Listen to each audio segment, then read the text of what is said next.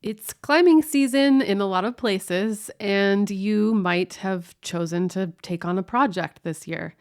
As a mindset coach, I can help you with that project. When I first discovered mindset coaching for climbing with Hazel Finley, she helped me through a big summer fall of projecting in rifle, where I was having self doubt. I was confused about how to approach my projects sometimes.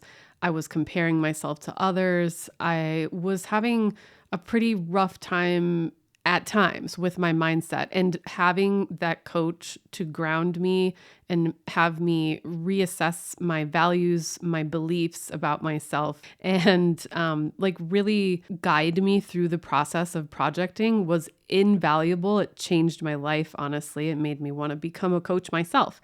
And so I would love to do that for you, be that person for you during this summer, fall of climbing and projecting, if that's your thing.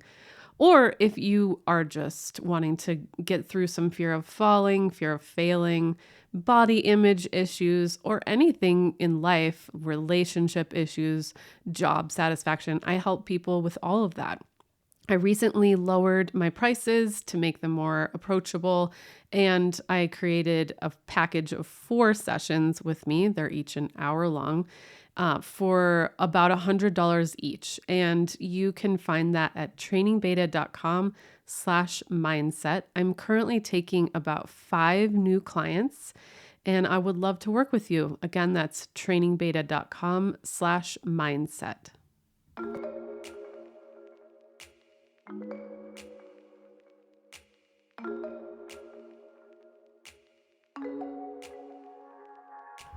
This is the Training Beta Podcast, and I'm your host, Neely Quinn.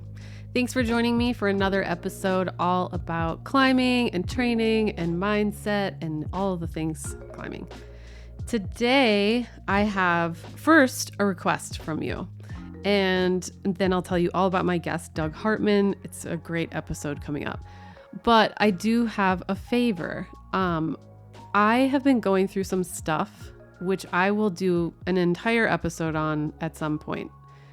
But I've been kind of avoiding doing any updates on myself. I've just been going through some stuff. And it turns out that hormones are very much a part of that stuff. I just turned 47. It turns out I'm in perimenopause, which means it's right before menopause when your hormones just start to go a little bit haywire. And I recently got on hormone replacement therapy, which has been really helpful. And what I am going to ask for from you is suggestions for guests, because I would really love to help educate the climbing community on perimenopause and menopause, because our doctors are so bad at it. They're not educated about this stuff, and I had to go to a special doctor to even get on HRT because I'm not in menopause. I'm not menopausal yet. And otherwise, I would have just been really struggling for the next 4 to 5, however many years until I got into menopause. So I would love your suggestions for people to have on the show to talk about this. And my thoughts are, I'd love to have people just talk about their personal experiences. And it would be great if it was a successful experience where they noticed changes, they got the help that they needed in whatever way that is, and then now they're feeling better and managing it. And I'm looking for somebody whose job it is to help people with this. So whether they're a doctor, a nurse practitioner, or whatever it might be, I would love to have particularly a climber on to talk about this stuff, to help educate climbers with that kind of climber's angle to it, because it really affected my ability to climb, and it still is. Just emotionally, physically, all of it. I've just been barely climbing, and definitely climbing at a much lower level than normal, which is super disappointing because right before, I'm going to talk about this in a different episode.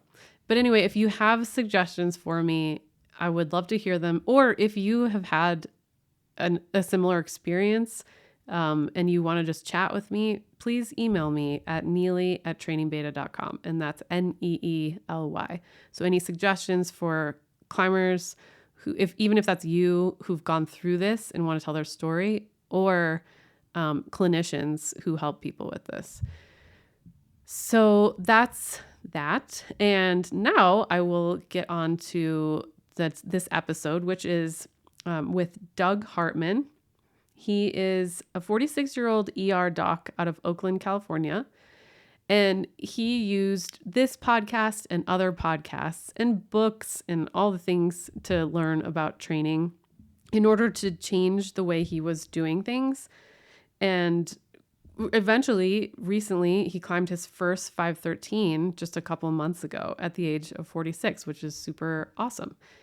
So he's going to tell us all about what he learned and how he changed things up. He has a lot of information. Like, this guy has educated himself quite a bit, and he's really good at being very objective, which I think is like the most important thing when you're training yourself.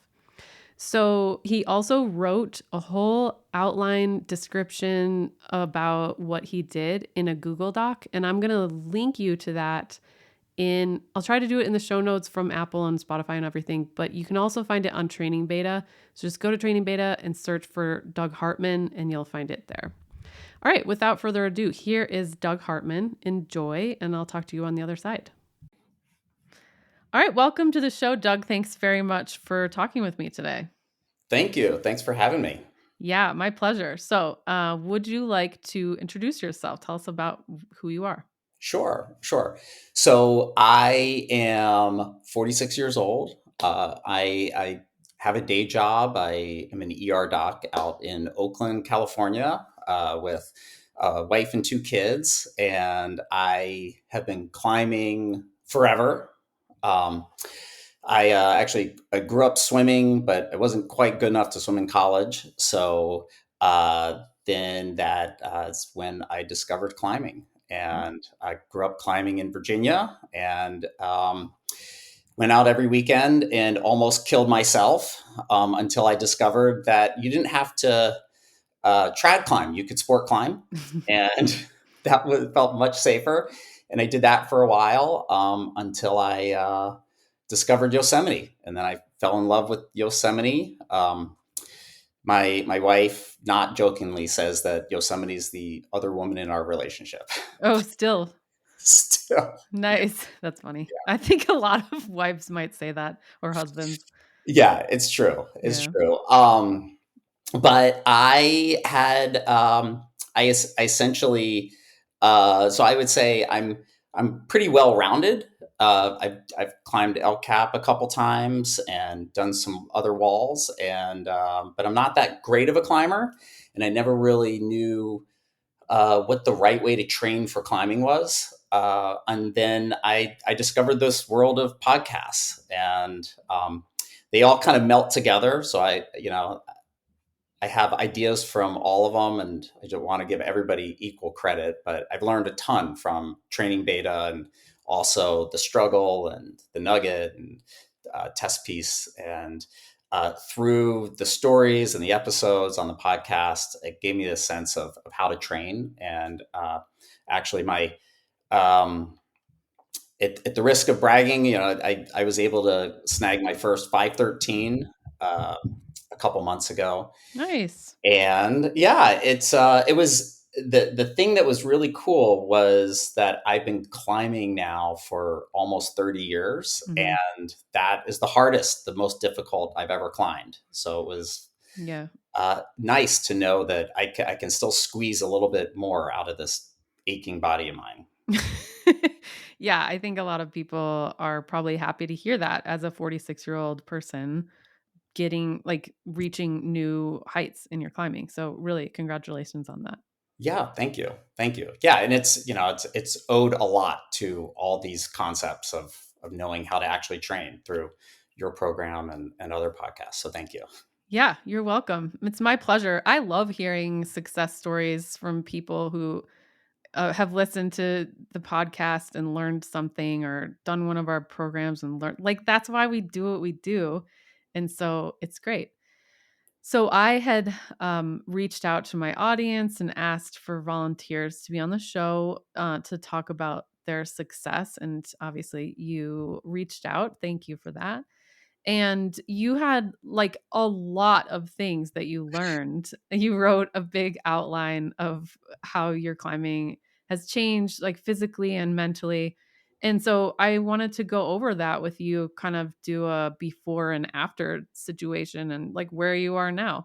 So before you started, before you entered into the podcast realm and discovered all this knowledge here and everywhere, what kinds of things did you learn? What kinds of things did you start implementing? Like the biggest overarching things. Yeah. I mean, I think you could probably make an entire podcast just on the importance of rest. Yeah. I grew up swimming, and the culture of swimming was 11 practices a week. Yeah. Monday through Friday, training twice a day. And then I came into climbing when that chapter ended, and I applied the same principle. And I remember it really resonated with me when I heard that Sharma, sent his project after 27 days on. And I was thinking, well, of course he's doing 27 days on. I mean, that is obviously what's working. Right. And Yeah. and so I think I essentially just overtrained for probably 2 decades. Yeah. And I'll tell you, I think the first thing that I kind of realized was when the Anderson brothers came out with their training manual, and I saw in their calendar this concept of 2 days of rest, of nothing. And the thing is there's oftentimes a world of difference between knowing something and then believing it enough to actually follow it. Yeah. And so I kind of knew this concept, but I didn't believe it enough to follow it. So I just kept overtraining. And it was really hearing these stories over and over again through the podcast of people acknowledging that rest was important, acknowledging that they needed 2 full rest days before they were really ready to push hard again. Mm-hmm. And that, in a nutshell, is what was probably most transformative. The thing then is, how much rest is enough? At what point do you go from resting too much and getting out of shape? And that's what I was deathly worried about. So I loved actually the episode you had with Alex Steiger, where she was talking about the red, yellow, green system of evaluating how rested you are. And so I think that to summarize it, that rest is key, but it's individualized. And so you have to know how to do your own self-assessment, because I'm 46 and I definitely need more rest now than I needed when I was 26. And I loved how she had this the day after assessment, where if she was in the red, then she knew she did too much the day before. And if she was in the yellow, then she knew that it was probably just right amount of volume. And if she was green the next day, then maybe the day prior could have been a little more intense. And then I think in that, knowing that then if you have a hard day of focus, whether it's training or power, that you got to be back in the green before you start it again. Mm-hmm. Mm-hmm. And there's this saying, this sort of I kind of realized that I live by, which is the most dangerous training tool for a climber is their calendar. And the 2 last times I got injured, it was because on Tuesday I had scheduled a certain intense power training, board session day, and I just wasn't ready for it. But that was my calendar. That was the day I was supposed to do it on. So I did it, even though I had poor sleep, wasn't recovered. And then I got like a lumbrical injury. I hurt one of my DIPs, and on another, and it takes months to recover from that. Mm-hmm. So I realized I had to build a training plan based more on concepts and self-assessing my recovery rather than basing it on like a 7-day week. And if you think about it, 7 days is incredibly arbitrary, and there's nothing special about the number seven. Uh, so I loved actually the the concept of Charlie Schreiber's maximizing green days. And for me at 46, what I realized is I needed most often about 2 days of rest before I was really ready to push it hard. Yeah. And actually, I bought the Whoop actually after hearing one of your episodes, Oh, and yeah. that was also transformative as far as rest. And it did a couple things for me. It did one, it gave me permission to get more sleep. And I think as an ER doc, we're the type of animal that really pride ourselves on not needing much sleep. And really that's just a deep lie that we tell ourselves. And what I found from the Whoop was I needed really 9 hours of sleep to feel fully recovered, which meant that I had to be in bed for 10 hours. Mm-hmm. And I was, for like 6 months, I was embarrassed to actually tell any of my colleagues that I needed to be in bed for 10 hours of sleep, a night. That's so And messed up. I know. And I'm just thinking, it sounds absurd, to have like kids trying to get them up for school and trying to organize your life and also get 10 hours of sleep. It felt, more like this indulgence to get 10 hours of sleep, but I needed it and the scores showed it. And then the other thing was if I had a lower score and it was very clear I needed a rest day, if I still tried to go for a run in the woods or be really active and have a busy day, it, I couldn't get my recovery score back in the green on the next day. So the second thing it made me do was allow myself permission to actually just rest on a rest day. Yeah. Gosh, I wish so many more people did that. You're basically doing biofeedback Yeah. where you're like, oh, okay, well, and you're probably a very data centered person. Uh, is that true? Yeah, yeah, and I think a lot of it is just feeling, like now I don't use the Whoop anymore, and it was really helpful to see those numbers. Yes. And I mean, the other thing it did was, it's no pun intended, it was really sobering to see Me how bad too. Yeah. alcohol is Yes. so bad. And I remember I like had a celebration with friends, and I wanted to climb the next day, and I was like, I cannot have one beer. Mm-hmm. And it turns out you have just as fun a time without the beer. Yeah. Well, So that was the other thing. It yeah. was like less alcohol. And then the other thing, just it's working nights and evenings is terrible for your health. Mm. I'm not gonna really be able to change that one. But yeah, giving myself permission to sleep more, drink less, and actually just rest on rest days. Yeah. Honestly, I feel like people I feel like so many people would climb harder if they just did less and rested more. Like every person I talk to, they climb so much. They train, they run, they cycle, they do all this other stuff. And I'm like, bro, just chill for like 3 days and then go climbing and then you will understand. Yeah, Yeah. yeah. I 100% agree with that. And it's this thing that is still rooted in my psyche of like when I was a swimmer, when I was a teenager, there was this mantra that if you missed 2 days of practice, you would get out of shape. Yeah. It's still Yeah. this like itch inside me of like, if I haven't done anything for 2 days, I feel like I'm becoming a bad person. Hmm.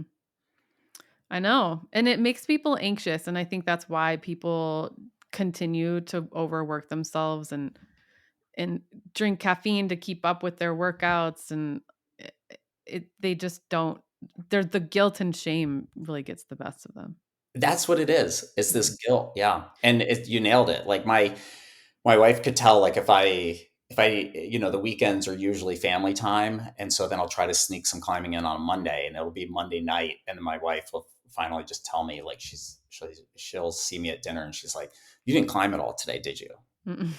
And I have a little climbing wall in the garage. She's like, "Just go and do 30 minutes. Do all of us a favor and get it out of Oh, your wow. system." Yeah. Yeah. Okay, so Yeah, rest. You rest. learned to rest. You got the information from people. You kind of started to believe it. You got the whoop, got the data, and then that really helped you. So, what did you go from and then to with the rest? Like, how many days a week were you training in any capacity? And then how many approximately are you now? Yeah, so it all differs. I wish I could give you a straight number, but what I've done is I built a training plan based more on concepts rather than like a hard calendar. And so I'll tell you the concept. So I had tried the linear periodization in the past through the Anderson brothers, and I felt that just whatever I was focusing on, whatever I was not focusing on, I would just lose. And then I would have to start over from scratch during that next phase. Uh, but I loved actually Thomas Cunningham's uh, concept of needing 2 days to get better at something per week and 1 day a week to maintain. So I kind of built the program based on that concept.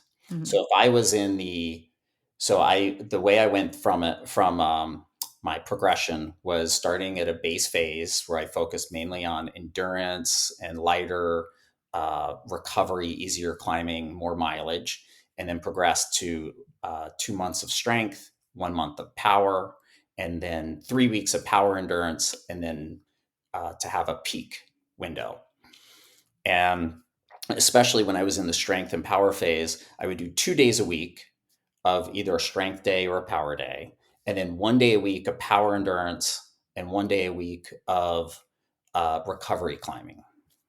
And the first thing is, I think I had totally in the past conflated endurance with power endurance. Mm. And I was doing endurance climbing like I did my swimming, which is I would climb myself to the death until I couldn't raise my arms anymore.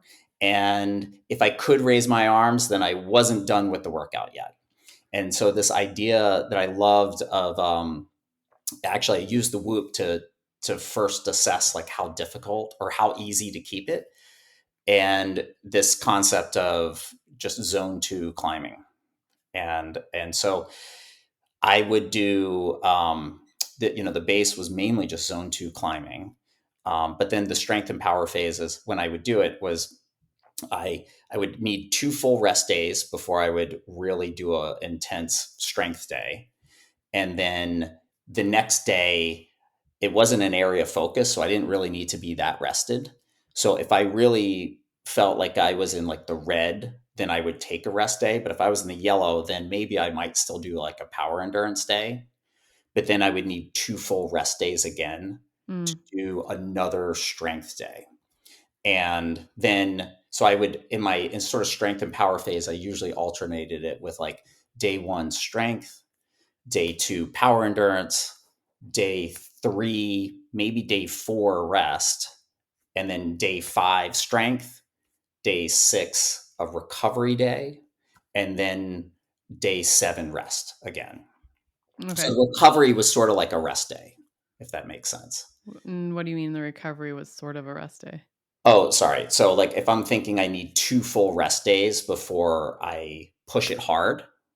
So if I need 2 full rest days before I do a strength day, then maybe day 1 of rest would be a very light endurance day where I would just do some light traversing. What Sorry, I sorry. just wanna I just wanna point it out. Day 1 of, in quotes, "rest" would be an endurance day. Okay, Light, keep yeah, going. Go yeah. ahead. All Got it. right, sorry. It's my own issue. Yeah, I can't let go. I can't it's let still go. there, it's hanging on. Sorry, keep going.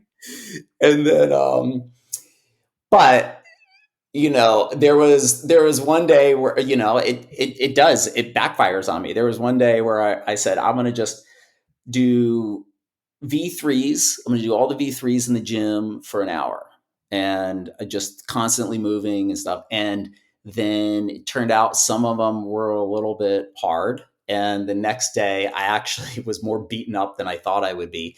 So then I realized I needed 2 full rest days after that V3, day Yeah. before I was ready to do strength. Got it. I would try to just make sure that I was in the green. That was the main learning, was I had to be in the green in order to have like a sort of a max effort day. Yeah, for sure. Before we go any further, actually, can you tell me like where was your climbing in terms of grades Oh or yeah. like ability levels, and then where is it now after changing some stuff? Yeah. So uh I was sort of like trad, kind of like the low 5'11" period. Um and sport, I topped out at like 12B, 12C. Okay.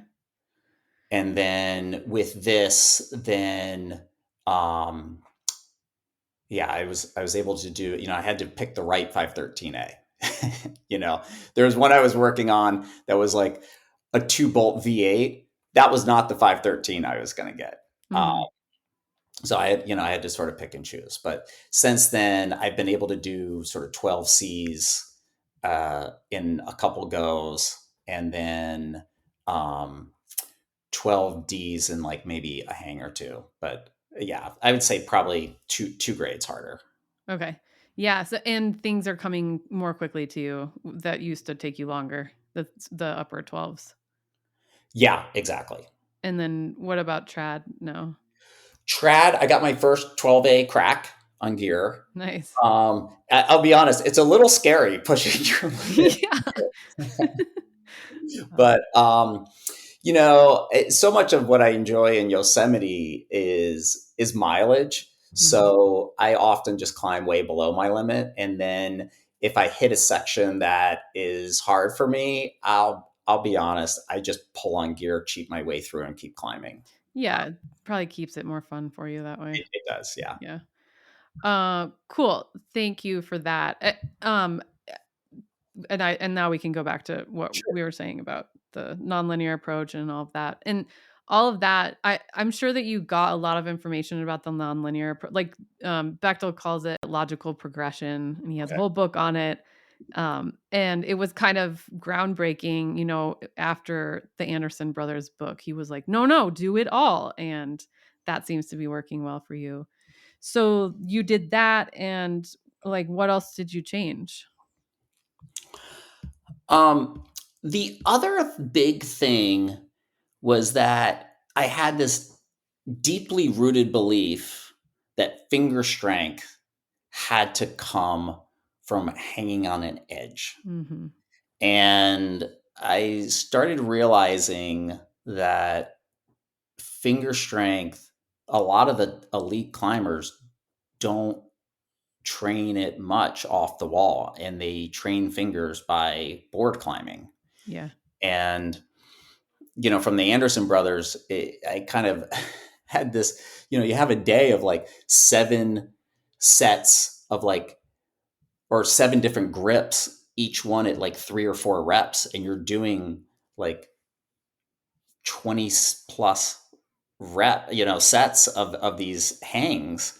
And so I think I was just way over training on a hangboard. And then what I gravitated to was using it more of like how I'd end a warm up for a strength or power day. So I do off the wall warm up, and I really liked Tyler Nelson's sort of. I do these like the Emil's no hangs Mhm. combined with Tyler Nelson's sort of like push pull legs sort of exercise, and I'd cycle through that a couple times, and then I would do progressively heavier hangboards up to about just like 3 to 5 sets of working hangs. And then I felt like my fingers were fully ready to go to work. And then the rest of the finger training was on a board. And and I think what that did was it switched my brain from focusing on finger training to then having a new appreciation for the importance of movement, and that movement is as important as your fingers are strong. Mm-hmm. And I Yeah. will tell you, oh yeah. Well, I was just wondering, like, how did that get into your brain? Like, how did that change? Who changed that for you? Well, uh, the moment it changed was actually by accident, and I had been working on my project route, and it had two crux sections. And for most of the my projects, I would go up, it would be fine, doable, and then it would reach about 8 feet of a non-doable section that was just physically too hard for me. So I had simulated that crux of just the 2 to 3 movements of that crux section. And then it essentially rained on all the days that I had off from work. So I couldn't get out there for a month. And to be honest, it was also the same time that I hit a plateau hangboarding. And it was really demoralizing for me because I had progressed, I was making good progress. And then all of a sudden, I hit a wall and my numbers couldn't get any better on the hangboard. And I remember uh, after that month of rain, my first day back out on the project, I almost didn't go. I just felt like having certain numbers on the hangboard were an absolute prerequisite to climbing this grade. Mm. And I had made no progress on the hangboard. So I would be wasting my time going out there.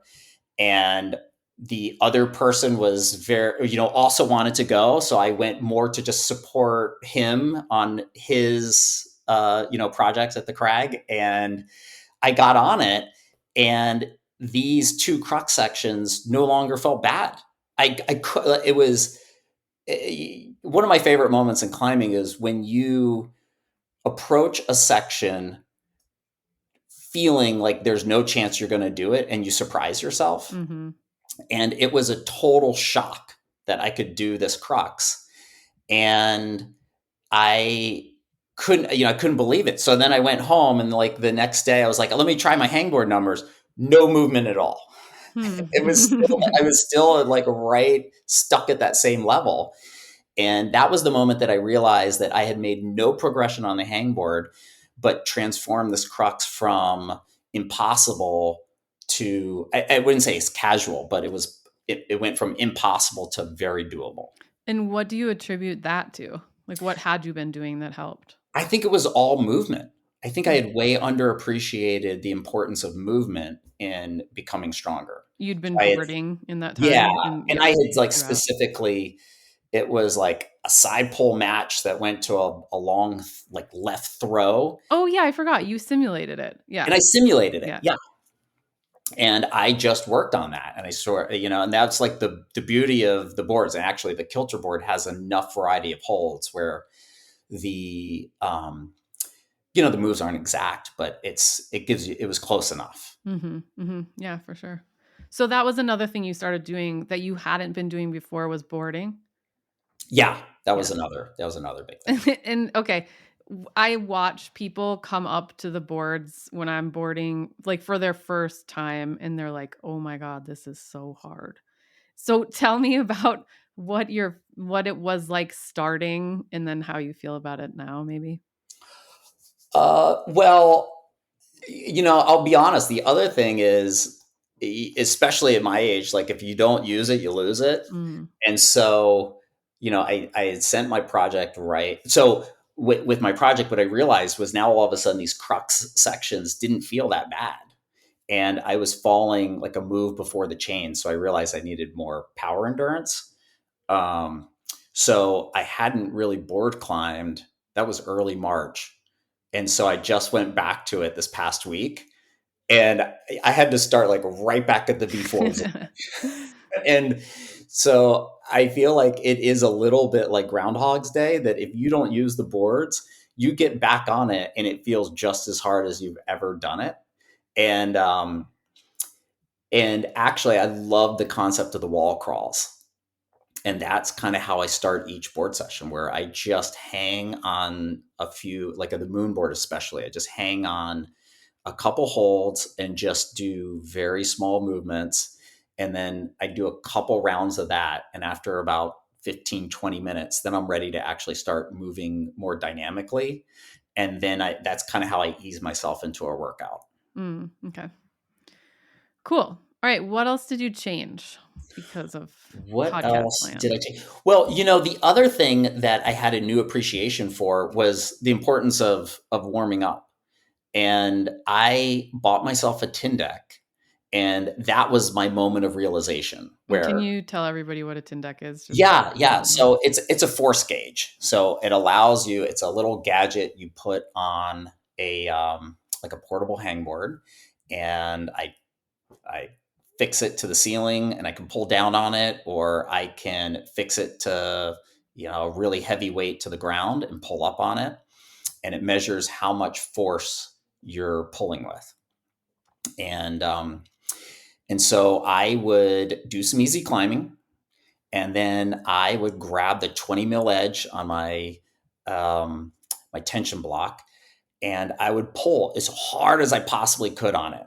And I could get with one arm about 80 pounds, which, I'm 160. It's barely my body weight. And it's not that I'm easing into it. I'm pulling as hard as I possibly can.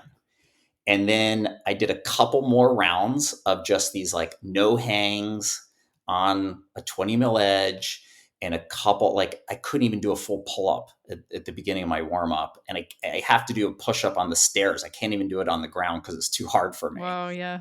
And then after a couple rounds, then I'm getting into it. And then I feel like I can actually do a full pull up. And then through this warm up, by the time I was done warming up, I would pull as hard as I could, and I could pull like 125, 130 pounds. And I was just, to me, seeing that number go from 80 pounds to like 130 pounds, I mean, that's like more than 150, is it, if my math is right? Yeah, more than 150% increase just before warm up versus after warming up. Okay, I'm going to stop you because I think that a lot of people are probably thinking, well, that's what I do on the wall. I warm up on the wall, because a lot of people do not warm up. We all know that. Yeah. But what do you like? How do you think it compares with what you used to do, which I'm assuming is just warming up on the wall? Yeah. So I think oftentimes what we do warming up on the wall is we use bigger holds, and we're probably warming up more our back, more our upper arms, and less our fingers.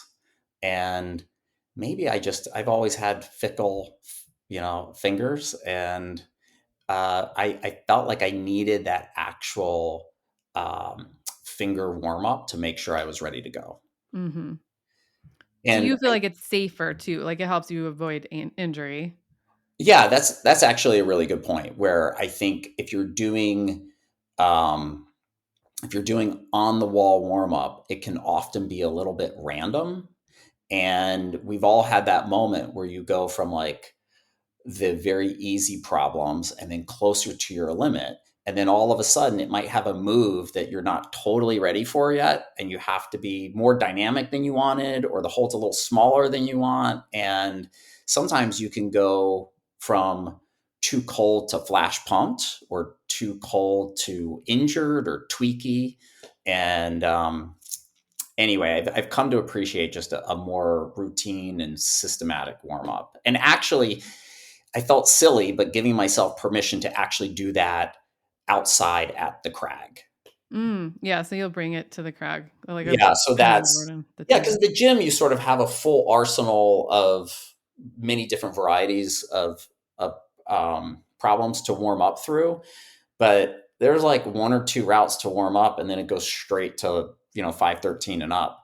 So if you might not have that luxury outside, so doing something that works that then you can simulate at the crag also helps give you the confidence. Like I knew, like once I was pulling above 120, pounds in that arm, I was ready to like now give a burn on my route. Yeah. I mean, how confidence inspiring is that? Yeah. Yeah. Yeah. That was great. So that's a new tool I've put in my quiver there. Cool. Love that. What else? I know you have a lot. Yeah. So the other thing, um, that I listened to the last episode you had with Tyler Nelson Mhm. talking about, this, this nonlinear association between finger strength and climbing performance. And the other thing just in that realm of finger strength that I think was really important for me to realize was this concept that plateaus are normal. And we kept hearing this message over and over again that it takes months to have uh, tendon growth, and it can lead people to believe that they got to keep doing the same hangboarding routine for 7 months before they're going to see improvement. And I saw improvement, much shorter, but then stalled out. And that's, as I said earlier, that was really demoralizing for me. And then when I read back sort of the Anderson books and yeah, Steve Bechtel, they talk about this concept of hitting a plateau after about 10 sessions when the progression stops. And and I think that it's something I want um, to just highlight that plateaus are normal because I thought something was wrong with me. I Mhm. took a deload week, I tried again, and I just could not break through it. And I think it's really dangerous that if you both associate a need for a metric on the hangboard in order to climb a certain grade, and you don't recognize that plateaus are normal, then when you're struggling with this strength to weight ratio and you hit the wall against the strength side of the ratio, then it can be very dangerously tempting to focus on the weight side of the ratio. And what I would say is that you're going to hit a plateau, and instead of focusing on the weight side of the ratio, focus on the movement side of the ratio. And also, what I learned was that when you hit this plateau on the hangboarding, uh, you can break through it by changing up the way you train your fingers, but you can do that based on where you are in your training block. So, for example, um, during like if it's during the strength phase and you're really working on muscle hypertrophy and the muscular part, you could switch it up by doing active curls. And if you hit the plateau during your power phase, then you could switch from hangboarding more. The thing that I really liked was the campus latches, where you jump up, grab a rung, and then pull through. And I felt like that movement of latching, really helps recruit more muscle fibers, at that moment of contact, and then the ability to then pull through to the next higher rung was also really um, helpful, especially for like doing that reach during the crux of my project. Um, and then also, like if you hit the plateau right there at the power endurance or the peak phase, just to realize that like that's okay. Just keep doing it. Don't worry about the plateau, and just focus on the power endurance, or just focus on the route itself. Mhm. Yeah, it sounds like you really eased off of these pre-existing beliefs about your finger strength, what it needed to be. Yeah, yeah, and actually, I'll say, when in that power endurance phase, um, the thing I was focusing more on that I felt was really helpful was the idea of mimicking the route itself. And and so I timed myself how long it would take me to climb it. And then I simulated circuits in the gym, and it didn't have like the exact moves or anything, but there was an undercling crux. So I just made sure there was an undercling part of the circuit. It was just very loosely simulated.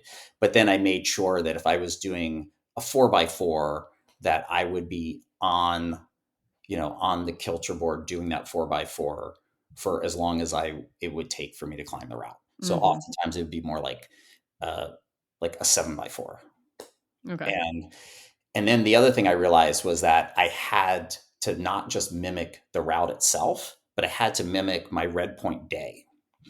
And I'm driving out there. It takes 2.5 hours from the door of my house to the foot of the climb. I wanted to be able to give it 3 good red point attempts. But what I found was that usually after the first red point attempt, I was gassed and I just didn't have another good attempt to me for the day. So then during my power endurance phase, which, you can build it very quick. It was like 6 sessions, of like 2 power endurance days a week for 3 weeks is really all I needed. And I built my power endurance day to mimic what my red point day would look like at the crag. And so I wanted to get myself ferociously pumped and then do it 3 times or maybe even 4 times, like during my power endurance day. And then I knew that doing that, I would build enough capacity. So then I could get 3 good, really maximal red point attempts at the crag. And so how did you do that exactly?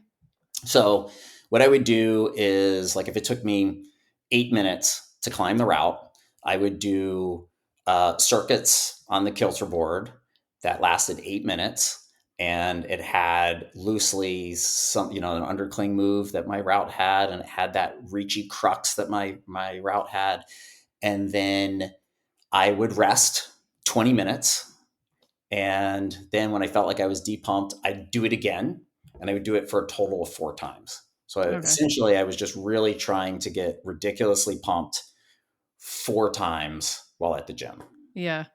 Yeah, that's it's definitely not what people think to do when they're on the Kilter board. Or like trusting for 20 minutes. People are like, what am I supposed to do for 20 minutes? Right. But that's really smart. And it does. So then when you went to the crag for your projects, were you able to give more burns? Yeah. Yeah. And actually, the thing that it had never occurred to me was to train resting. Mm-hmm. And what I mean by that was that this route had like 3 different rests. And the first 2 were low, and the third one was amazing. And then there was like one more like V3, V4 section that guarded the chains. And I would want to rest on that amazing high rest literally indefinitely. Like, I never wanted to leave the hold. I just wanted to sit there all day until I was made sure I was depumped. But then what you realize is, like, you could hang on a jug, but at some point it's overhanging enough that I'm going to go from getting it back to now starting to lose it again.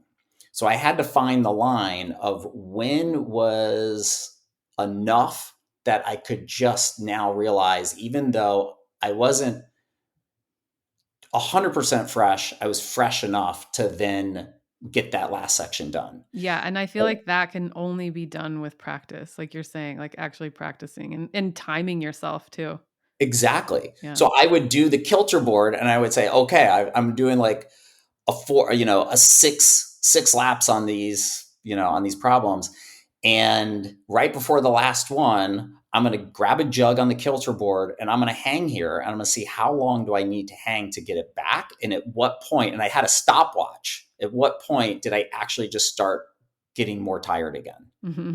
And I realized I was like, okay, it's like 3 shakes with the left arm, 3 shakes with the right arm, and then 2 shakes, 2 shakes, 1 shake, 1 shake, and then I'm good, and then go. Like, Nice. don't rest any longer. That's so cool. That's like down to a science right there. Yeah. And then I realized, actually, the bottom 2 rests, my idea was like, just take every rest. And what I realized actually on the route was that I didn't need them. And trying to rest on those holds just made me more tired. And so the first thing that I realized was the first decision when you reach a rest is, do you even take it or not? And sometimes that answer is no. But I had to sort of work through that. And then the second one was, if I'm going to take it, how long do I take it for? And that's what I really trained during the power endurance session. And then the third thing I kind of realized was like actually climbing in a way where I took these just moments where I would relax my shoulders, I take a breath, and then I go for the move. And if I didn't just take that quick 3 seconds to relax my shoulders and just breathe, then I would get like, I would just redline it and pump out like 3-4 moves later. So it's sort of counterintuitive, where actually climbing slower left me less tired. Yeah. One thing I'm noticing about you is that I think that the biggest thing that you did here, it's not like I'm sure that you did make yourself stronger, which we'll talk about, I'm sure, but you just became really objective about everything you were doing with climbing. And you looked at it with a scientist's mind. And you were like, what am I doing wrong here? And what can I improve? And so that alone, it just proves like how much skill is involved and technique in climbing. Yeah, and to be honest, I didn't even have a like a like a guidebook through what was right and what was wrong, until listening to these podcasts and hearing these concepts about making sure they sound so obvious now, but making sure you're really rested before you train your hardest, and doing, 2 days a week to get better at something and 1 day a week to maintain. And to train endurance, like, you can't redline it when you're training endurance. You got to just train easy endurance. All these things not just help you show up to climb your best, but also prevent you from overtraining and getting injured. Yeah. There were some other things that you had written down about your mindset that had changed. Do you want to talk about that a little bit? Sure. There's the project mindset and the performance mindset. And what I'll say is that climbing is this wonderful vehicle through which you can go to a new place in the world that you've never been to and show up knowing no one and having instant access to a community. And it can be really welcoming, really inclusive, and unlock a lot of adventures that otherwise you would feel really intimidating trying to explore by yourself or just with one person. And the thing that I had to really be aware of is when you go into this project mindset, it really risks bending your whole attention so far inwards that you forget to be interested in anything other than yourself. That's a really great way of putting it. And you can kind of like, it risks, having people kind of act like a dick at the crag. Yeah. Or not being as caring or helpful to others. And we know those people at the gym that we ask them how they're doing. It's just a monologue until you tell them you got to leave. And I started becoming that person. Oh. And then I realized, I was like, wait a second, like, Dave's kid's in track season right now. Like, how's he doing? How's she doing? And Steve is headed for a surf trip. How's your surfing going? And Oh, I have a wife who doesn't climb, who likes to talk about things that don't involve climbing. And I think it's just really important to be aware that when you're hyper focused on your own project, there is a world beyond you, and it still exists. And to if you have a community of self absorbed people, you don't really have much of a community. You just have a bunch of isolated people standing next to each other. And in order to be a community, you have to a little bit hold that project mindset in check and be interested in other people's projects and be interested in helping people find the start of a route if they've never been to the area.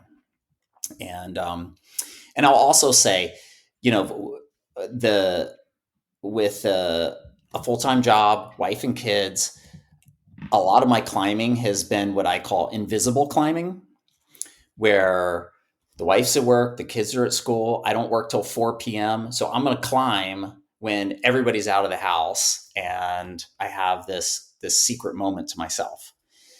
And all of a sudden now I am building a training plan that makes me more rigid. And now I got to be green and fully recovered before I can have a full training day. And it turns out now I'm fully recovered on a Saturday when the family was going to go on a day hike. And I'm thinking, no, today is my day. I just got to get my 3 hour workout in, and then I can go on a day hike. And you risk really marginalizing the non-climbing people in your life. Um, and so I had to hold that in check. And it's really important that as you're pursuing your project, you're probably the only one that cares about it. And the last thing you want to do is have your family, your friends, they would never be resentful to it, but you just have to be aware of your self-centered project's impact on other people. Yeah. And it sounds like you're speaking from experience. Did you have I am. conflict, Doug? I'll tell you, at the risk of TMI, I've climbed 3 routes on El Cap, and each one I topped out, walked down, and went straight to marriage counseling. Really? I don't And think you're the first person that said that to probably me. not. Yeah. And it makes your spouse anxious, but the other thing is you have to recenter yourself by realizing that your number one love, hopefully, my number one love is my spouse. My number two are my kids, and the close third is climbing. Mm-hmm.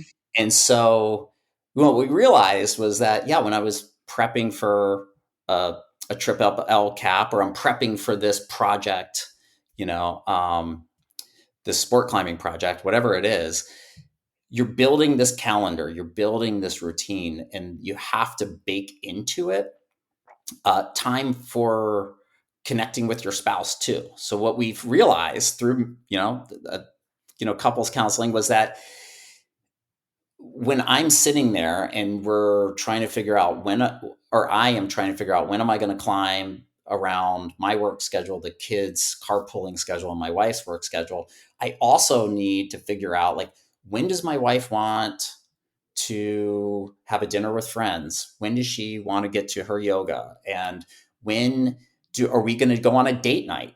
Because date nights were crucial for keeping my self-centeredness in check and keeping us connected. And the other thing is, it's easy when you're focused on, I need this day off for whatever part of your training routine or your red point day or your climbing trip, to make sure that all the childcare responsibilities aren't falling on your non-climbing spouse to figure out while you're gone. So a lot of that would be me, learning by failing, that if I want to climb on Thursday, my 15-year-old needs to get picked up at this time, my 12-year-old needs to get dropped off at that time. So I'm the one trying to figure out the carpooling and the transportation. So that all doesn't just fall on my non-climbing spouse. Mm-hmm. I would say in general, especially for small kids, for and not to be too engendering here, but for every man out there, if you in your mind are doing 100% of the childcare, and you feel like you're doing all the work of every chore, every list that you could imagine to take care of all your childcare, you're probably barely getting 50%. So if you feel like you're doing half, you're doing way less than half. Your mindset has to be, I'm doing 100% of all the childcare that I can imagine, and you're probably barely doing half of what your wife is doing. Yeah.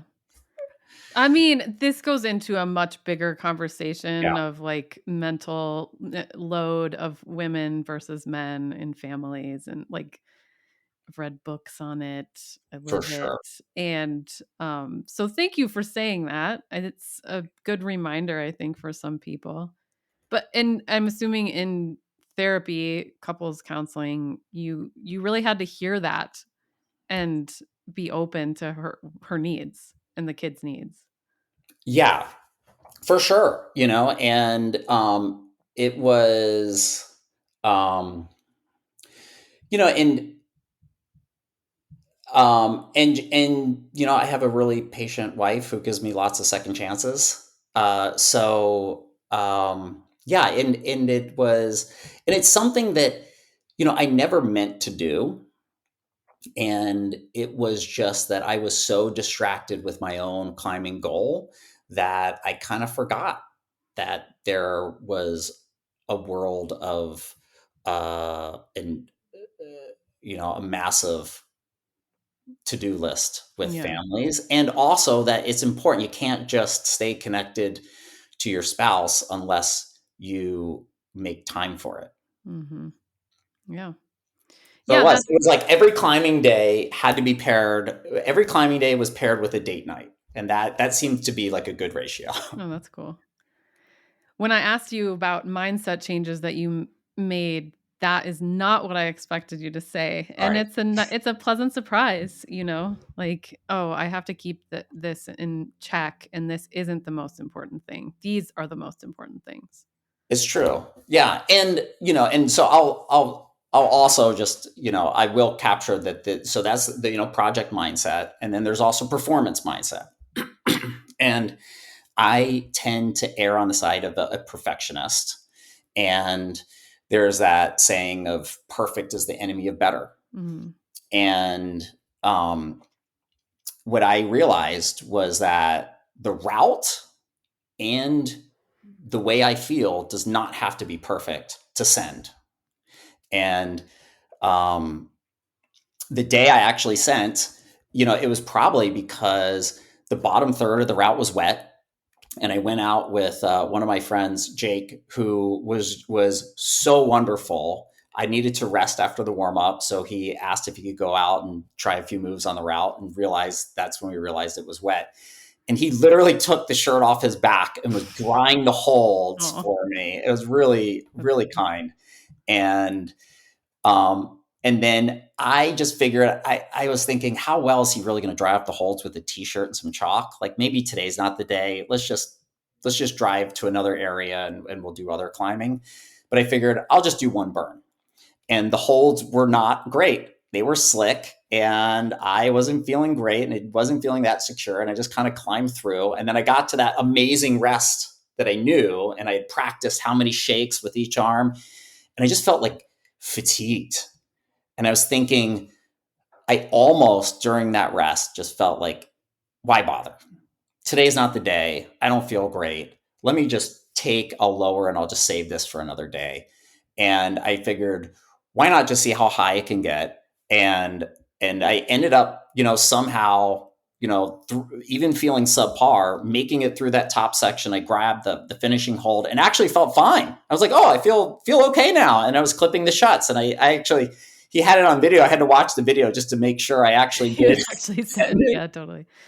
But it was this, was just this reminder that like a lot of the time it's just showing up. Even when the route's not perfect, when you're not perfect and you don't feel strong and there's 1,000 reasons not to. And I think, Matt had said this, that his number one priority in building a training, schedule was uh, making sure you build it around your outdoor days and just getting outside. Like the best way to train on train for your project is to train on your project, and just getting out there, even when there's 1,000 excuses in the back of your head why today's not the day.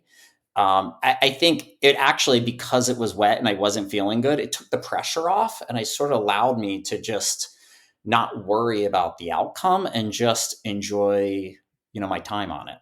Mm-hmm. Yeah, I talked to my friend Shayna a lot about this, like wanting to bottle that feeling that you get when things aren't perfect. So your expectations go down and then Yeah. you're calmer. Yeah. And Yeah. it's really hard to do that. But I think that having experiences like that are what create that confidence and like being able to bottle it more. You're like, no, it is what it is. I'm just like what you said. I may as well just see how high I can get. Yeah. Like that kind of mindset is what we all need more of, I think. Yeah.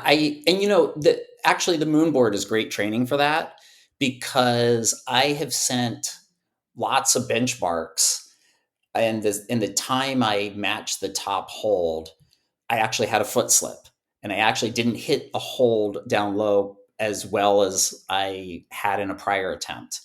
And I think practicing sending with imperfect imperfection Yeah. is good practice for the real thing. Yeah, for sure.